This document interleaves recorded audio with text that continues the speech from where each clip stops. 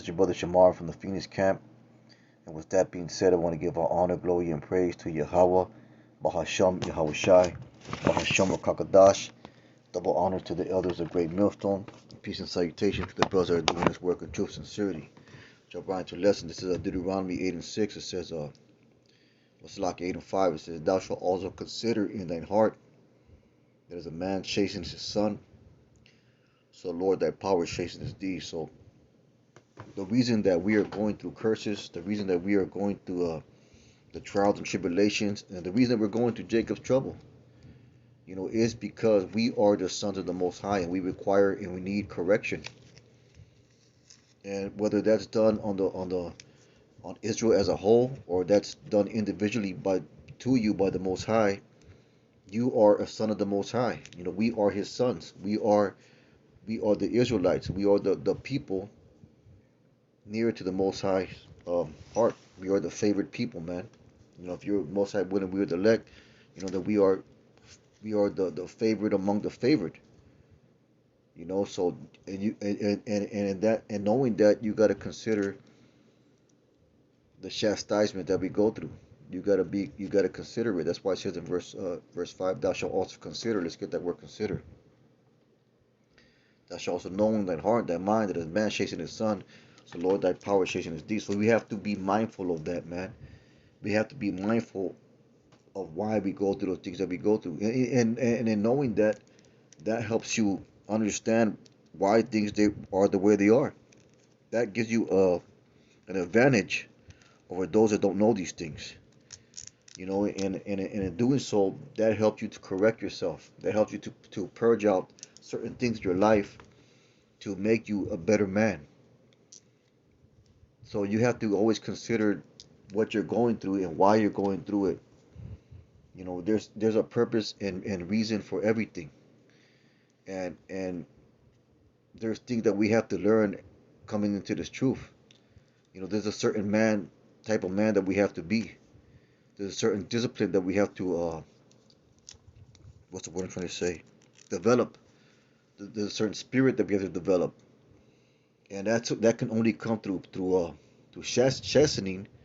That can only come through experience. That can only come through what they call trial and error, man.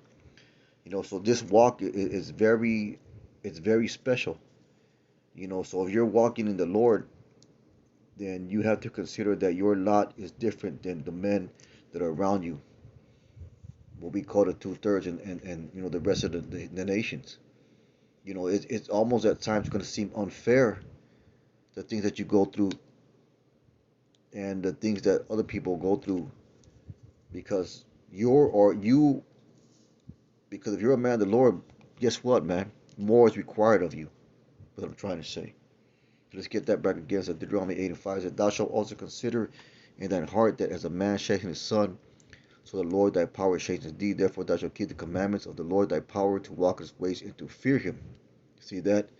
So you got to consider, man. You got to consider everything that you go through. You got to consider why we go through things. You got to consider your walk, man, every day, and what it requires of you. And that's why Yahweh Shai spoke about bearing your cross. Go ahead and get that.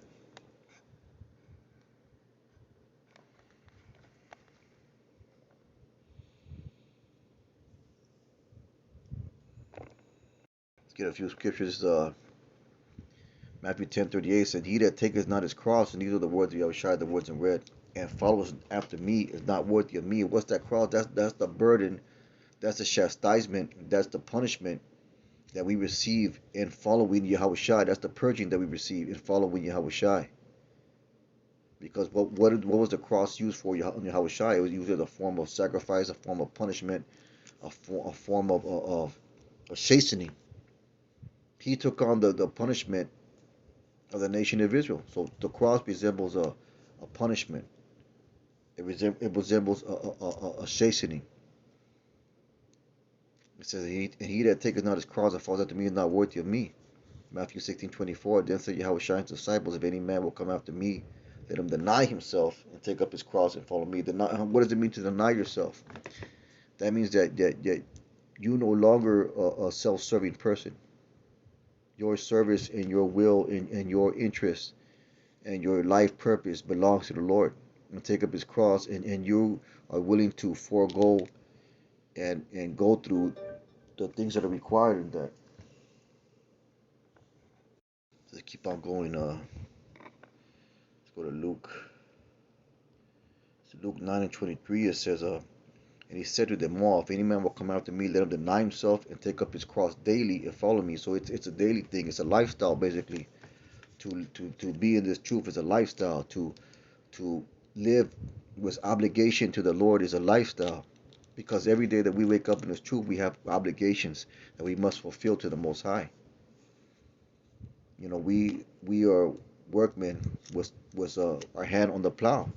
So your obligation is to serve and to work, you know, towards the kingdom, for the kingdom, to feed the sheep, to do the work. That's our obligation that we have on a daily basis, man. That's why it says, and take up his cross daily. So every day, there's no breaks in the truth, man. There's no time off. There's no vacations. There's none of that.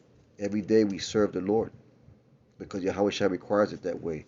Luke 14:27. Whosoever does not bear his cross come after me cannot be my disciple. You know, we like we said, that cross is symbolic of chastening, symbolic of purging, symbolic of going through things, man. So let's get Proverbs 3:12. You know, scriptures that basically say the same thing, and you got to consider these things, man. You got to consider these things and how you got to consider how they are making you a better servant of the Lord. It says Proverbs 3:12. It says, well, Proverbs 3:11. It says, my son, despite not the chasing the Lord, is to be weary of his corrections. Get that H.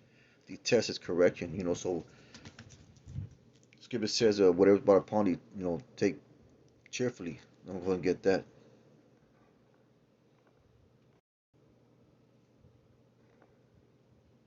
So let's get Psalms 119 and where's it at?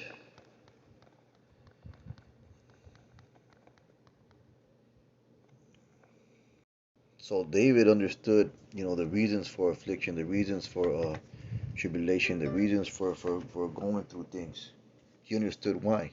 He understood the end goal and the end purpose of it. This is Psalms 119:71. It says, "It is good for me that I have been afflicted." See, so he knew that it was a good thing for him to be chastised as sons, to be corrected, to be formed by experience in trial and tribulation to a man the Lord. It's good for me that I've been afflicted, I might learn thy statutes. See that? So that the experience gave him a deeper understanding of the scriptures, of what the Most High was saying. See, so through affliction you get a better understanding of things, and affliction could be, you know, just life experience. You know, the apostle Bar, I think it was, he said a lesson a long time ago that to truly learn these scriptures, you gotta live them. You gotta go through certain things. You know, you gotta understand certain things to understand certain scriptures, man. And and part of that is going through trials and affliction and certain situations the Lord puts you in. So let's run that back again and say, it's good for me that I've been afflicted, I might learn thy statutes, man. So experience they said experience is the best teacher. So that goes along with that there, man. You know, so it's through experience, it's through chastisement, it's through correction that we get a better understanding of who we need to be and what the Lord is doing. Let's jump down to verse 75. So I know, O Yahweh, that thy judgments are right, and that thou in faithfulness has afflicted me. See that? So he knew that the things that he was going through was for his benefit, and was the right decision, and was the right judgment of the Lord upon him. It says, let, I pray, thy merciful kindness be for my comfort, according to the word to thy servant. Let thy tender mercy come unto me, that I may live, for thy law is my delight. You see, that's what he understood, man. He understood exactly what rebuke, reproof, affliction, trial, experience. He understood exactly what all those things are for and what all those things are about. Salakia. And as we continue on, you know, and see that clock ticking, the clock of this world ticking away, going down to that final hour, so to speak, then we're gonna have to go through more and more harsh things to form us into the man of the Lord that we need to be. Because all this is a purging process, like we always say. So let's get Jeremiah 10 and 24. This is Jeremiah 10 and 24, and it says, "O Yahweh, correct me, but with judgment." Let's get that word judgment. Justice, not in thine anger, lest thou bring me to nothing. So we have to ask the Lord for correction, man. Sometimes we don't even know what we're doing wrong. We have no idea because, we don't know that we're doing something that's contrary to the Lord, something that's displeasing to the Lord because, like we always say, we've been in the world longer than being in the truth. So that's why it's important to ask the Lord to show us where we're going off. Sometimes you got to do that, man. You might not know that you're going off in a certain area, but you ask the Lord to reveal it unto you, and He will. And Peter did that, man. Let's get Psalms 26 and 2. This Psalms 26 and 2. And it says, I'll start at verse 1. It says, "Judge me, O Yahweh, for I walked in my integrity. I have trusted also in the Lord, therefore I shall not slide. Examine me, O Yahweh, and prove me. Try my reins in my heart." Just get these footnotes. Try me. And let's get there. Salah. Test my mind. Test the reins of my heart. Because that word heart goes to mind. So examine me, O Yahweh, and prove me. Try my reins in my heart. So he's asking the Lord to try him, to test him, to search him out, so he can know if he's doing something wrong, or if he is doing something that's contrary to the Most High's pleasure. Let's get Psalms 139:23, and this is what we have to do at times, man. It's Psalms 139 in let's see, 23.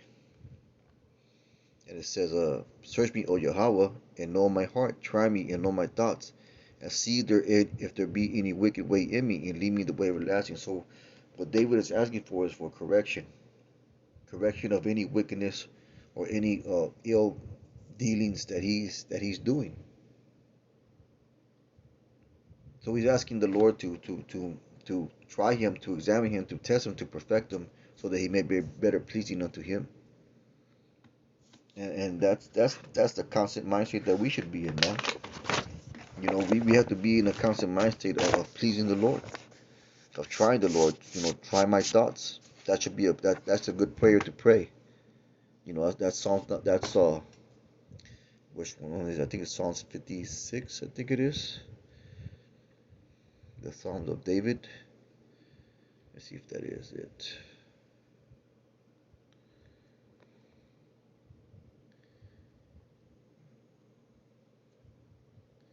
And that's all. Well, that's a good one. That's also, I think it's Psalms 51.